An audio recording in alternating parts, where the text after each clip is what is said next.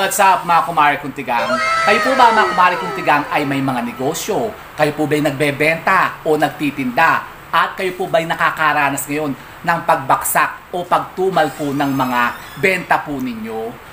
Pues, ngayon po ha mga kumari kong tigang ay meron akong i-share sa inyo isang napaka-powerful po na manifesting spell na magagamit nyo po para kayo po'y dumugin at dagasain ng mas maraming mga parokyano at kliyente at para kayo bumenta ng mas marami pa. Paano? Ganito po ha mga kumari kong tigang. Kaya kung gusto nyo pong malaman kung ano po itong isang napaka-powerful na pamamaraan na ito, panoorin nyo lamang po ang video kong ito. Siya. Go mga kumari kong tigang. Tigang talaga.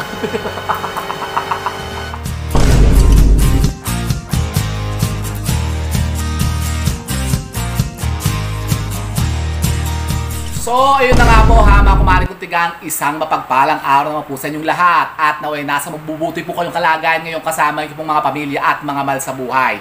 So, ngayon nga po ha mga kumari kong tigang ay usapang pagbibenta naman po tayo, negosyo.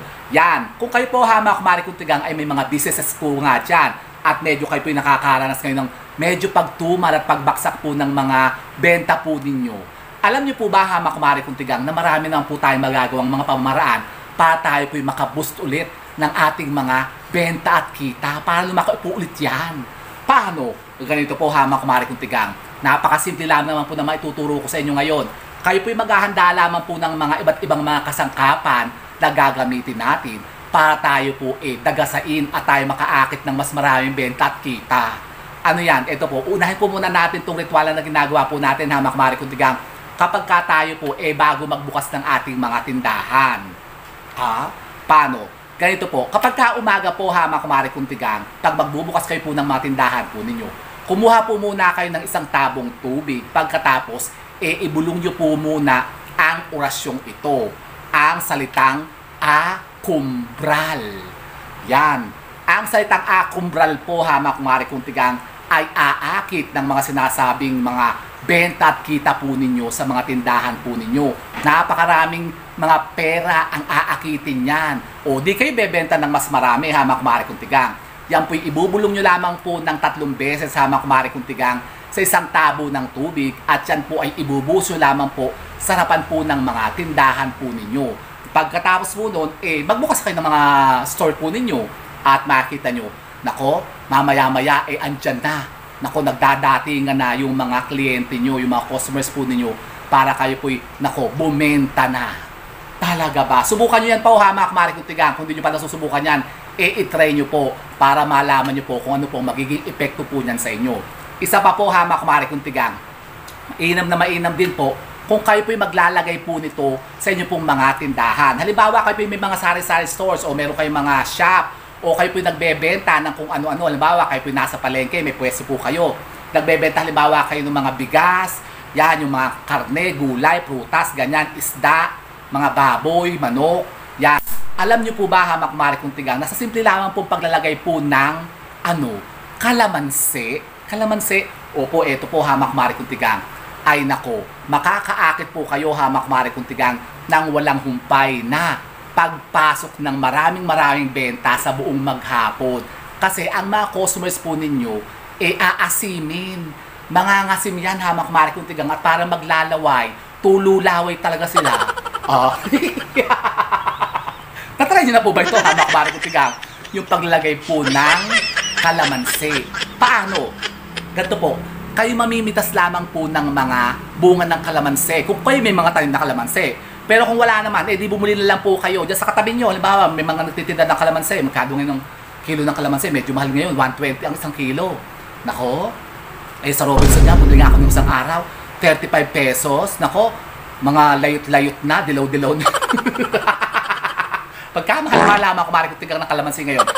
Buti na lang po ako, meron po akong tanim dyan sa likod bahay ng puno ng kalamansi. Kaya ako po ito, nakapamitas lang po ako ng mga kalamansi. At nakakailangan lamang po kayo ng 7 pirasong kalamansi. Anong gagawin natin sa kalamansi? Kayo po'y kukuha lamang po ng isang platito o isang tasa. Yung babasagin po ha mga kumari kong tigang, huwag kayong gagamit ng plastic. Pagkatapos, ilalagay nyo lamang po dito ang mga kalamansi. Yan, pwede pong ganito, yung pong mga platito, o pwede pong ganito parang mga bowl. Yan, mas maganda parang ganito na lang. Dito lang natin ilagay para hindi po gumulong-gulong. Tapos, ito po yung sasangkapan pa natin ha mga kumari kong tigang na isang napaka-powerful po na sangkap na napakainam din pong makahikayat ng mga kaswertihan. Lalong-lalo na po kapag ang pinag-uusapan ay kaperahan. Benta ha mga kumari kong tigang. Ano yan? Siyempre, ito po ha mga kumari kong tigang ang ating napaka-powerful po na dahon ng laurel. Nako talaga naman eh. So yan, ganyan. O, kita nyo ba? Yan, ganyan po ha mga kumari kong tigang. Ilalagay nyo lamang po ang 7 pirasong kalamansi sa isang platito. So, ganyan. Nakita ko sa inyo ha, mga kong tigang. So, ayan ang 7 pirasong kalamansi. Yung maasim, para talagang sila po yung mangangasim, maglalaway-laway po sila. Kasi ang epekto po kasi ng kalamansi pagka kayo po yung nagtitinda, parang ang mga customers po ninyo, pagka nakita yan, yung kalamansing yan, parang sila ba'y maglalaway baga, yung parang mangangasim, para sila po hindi mapapakinali. Tapos sila po'y mapapabili ng mga binibenta nyo. Parang asim na asim sila. Parang hindi sila titigil na hindi sila makakaiwas na hindi bibili. Talaga ba? Opo, di ba? Nasubukan nyo yun. Parang pagka nakakita kayo ng kalamansi, di ba parang asim na asim kayo, parang naglalaway kayo. Ganun po ang epekto niyan. Pero yun na nga, mga kumari kong tigang, ito po'y sasangkapan pa natin ng dahon ng laurel. Para talagang putos na putos talaga. Kayo po'y kukuha lamang po, mga kumari kong tigang, ng ito, isang pirasong dahon ng laurel. Yung buo po dapat ha, kumari kong tigang. So, ito po, yan. Isang piraso. Mas maganda po kung kayo magtanim na lang po ng mga puno ng laurel para kayo namimitas-mitas na lang. Kasi ako po meron dyan puno ng laurel, laki-laki na. Ako, so, ito po, isang pirasong dahon ng laurel. Isasangka po natin yan sa 7 pirasong butil o ng kalamansi. Yan. Ito po, ilalagay lamang po natin dito ha, kumari kong tigang kasama ng kalamansi. Pero bago natin gamitin po ang ating dahon ng laurel, syempre, tayo po muna dito humiling. Yan, mag-alay po tayo dito ng konting panalangin. Yung pangkalahatan na ha, mga kumari kong tigang, halimbawa, ano bang intensyon nyo dyan? Kayo po'y bumenta ng marami, kayo kumita ng mas malaki. So, ibulong nyo yan dito. Sabihin sa kanya, ikaw dahon ng laurel, bigyan mo ako ng mas maraming benta ngayong araw na ito. Ganon, diretsahan na ha, mga kumari kong tigang, wala nang patumpik-tumpik pa. Basta kung ano po yung gusto nyo hilingin o petisyonin, ibulong nyo yan dito sa dahon ng laurel at huwag kayong gagamit ng sala. Sabihin sa kanya, ikaw dahon ng laurel, bigyan mo ako ng mas maraming benta ngayong araw na ito. Maubos ang mga tinitinda ko para ako'y kumita ng mas marami pa. Yan, parang utusan nyo siya ha, makmari kong tigang para mag-manifest yan sa inyo. Pagkatapos isasama po natin yan dito sa ating kalamansi. So ganun, o ayan. O diba? Napakadali lang naman po ha, makmari kong tigang. Kung halimbawa kayo po yung mga sari-sari store dyan, tapos kayo po yung palagi na lamang parang nilalampasan, doon bumibili sa kabila. Nako, baka kayo nga po yung natatalo na ng mga kakompetensya po ninyo. So palakasin po natin yan ha, makmari kong tigang, sa pamamagitan po ng kalamansi. Napaka-powerful po ng kalamansi ha, makmari kong tigang. Tapos isa pa, kung kayo po yung makakatikha po nito, napakainam din po ito ha, makmari kong tigang, sa pagninegosyo. Ito pong ating nyog na dalawang mata. Ito po, i-display nyo lamang po sa mga tindahan po ninyo na nakaharap na ganyan po sa mga pintuan po ninyo o sa harap po ng mga mismong mga tindahan po ninyo. Yan, ito po, tatalian nyo lamang po siya ng ribbon na pula, tapos ilalagay nyo lamang po sa isang ganyan, parang patungan, tapos ilalagay nyo po sa taas po ng mga tindahan po ninyo. Dapat po ha, mga kumari kong tigang, sa mataas na lugar. Bawa, meron kayong pasamano dyan, yung kayo po may mga patungan o meron kayong altar. Di ba ang altar po, hamak mari kuntigang, dapat mas matras po yan sa ulo natin. Doon po natin siya ilalagay, hamak mari kuntigang. Kasama po ng ating mga, yan, mga Santo Niño natin, yung mga pampaswerte natin, yan, mga Buddha-Buddha. Yan, ito po, napakainam po nito kung kayo po magtataglay po nito at kayo po maglalagay ng mga ganito sa mga tindahan po ninyo. Kasi talagang kayo'y, nako, dadagasain at talagang makakaakit kayo ng mas maraming benta at kita. Kung kayo na po, hamak mari kuntigang, ay mga nag-online selling. Yan, kung nasa bahay lang kayo, dito po, ito i-display nyo po sa mga bahay po ninyo. Yung katulad po, yung meron po ako doon sa doon, tingnan nyo, yun, nasa taas, tingnan nyo, yun, nasa taas nung aparador, ayun, yun, yung bilog na yun, nakita nyo ba yun, yun, yun, meron ako yan, nakaharap po yan sa, yan, dito po sa main door namin, nakaharap po yan ganyan. Kasi yan po, kapag kayo po yung nagbebenta online, kahit ano po hamak mari kung tiga ba, nagbebenta kayo ng mga kung ano, mga tosino, langgonisa, o mga nagbebenta kayo ng mga gluta, ganyan, sabon-sabon, mga panghugas-hugas, ganyan, mga panghaplas-haplas, panghugas. Panghugas po. Yan, napaka-powerful po na hamak mari kung tigang ng nyog na dalawang mata. Yung dalawa lang po hamak mari kung tigang, hindi po yung tatlo. Yung tatlo kasi ordinaryo lang yun, yung panggata. Yan, pagka isa lang po yung yung mata, maganda rin po yun. Pero wag kayong gagamit kumari kung tigang nanyog na walang mata. Yung wala talagang mata, yung parang bulag. Kasi yun naman po, ginagamit naman po yun ng mga manggagamot. Pang naman po yun pang kontra.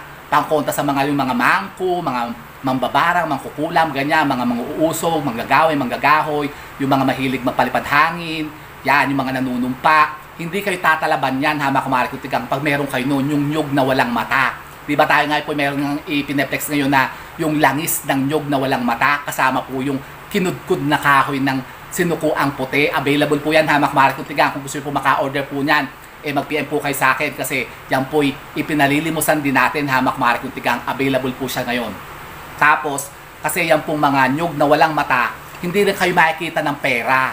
Yung pera, lalampasan po kayo. Pero yan po napakainan po na gamitin pong panggamot, pangontra, kumari kung tigang. Kasi ginagamit po yan, yung langis po niyan, no, galing po sa nyug na walang mata, ginagamit po yan yung panghaplas, panggamot po ng yung mga albularyo, yan, yung mga mananambal.